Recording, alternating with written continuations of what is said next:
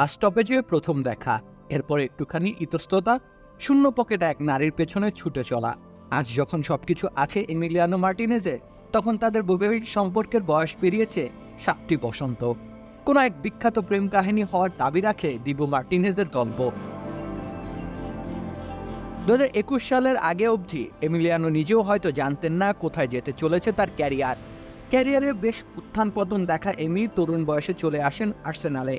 ক্লাবের হয়ে খেলার সুযোগ তখনও তার হয়নি।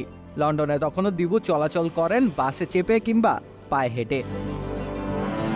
দিবু যেখানটায় থাকতেন তার আশেপাশেই থাকতেন আভা। এখন যিনি মান্দিনহা মার্টিনেজ নামে সুপরিচিত, মার্টিনেজের স্ত্রী হিসেবেও লোকজন তাকে চেনে এখন। কিন্তু তখন এমিলিয়ানোর কিছুই ছিল না। বাস্তবে তাদের প্রায়ই দেখা হতো, কিন্তু সাহস করে আগ বাড়িয়ে কথা বলতে দ্বিধায় থেকেছেন এমি। একদিন অবশ্য সাহস তিনি করেই ফেললেন, প্রস্তাব জানালেন কোথাও একটা ঘুরতে যাওয়ার। তখনও কিন্তু এমি তারকা হয়ে ওঠেননি। জীবনের রূঢ় পথ ধরে নিজেকে প্রমাণের সুযোগ সন্ধান করে যাচ্ছেন, নিজেকে প্রতিনিয়ত তৈরি করে যাচ্ছেন নতুন কোনো এক চ্যালেঞ্জের জন্য। পারিশ্রমিকও তার ছিল না আকাশচুম্বী। আর্সেনালের গোলরক্ষক হলেও ম্যাচ খেলার সুযোগ তার এসেছে কালে ভদ্রে। তবু আভা সাড়া দিলেন দিবুর ডাকে।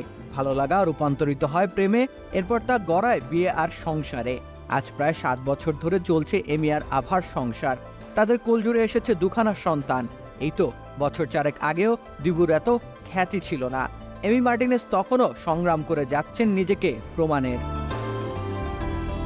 মান্দিনহা সেই সব দিনগুলোতে শক্ত করে ধরেছিলেন মার্টিনেজের হাত, আর এরপরেই যেন সমস্ত ঐশ্বরিক শক্তি জমা হতে থাকে এমির ওই হাতে, আর তিনি হয়ে ওঠেন এক অজেয় অদম্য প্রাচীর। রাকিব হোসেন রুম্মান, খেলা 71।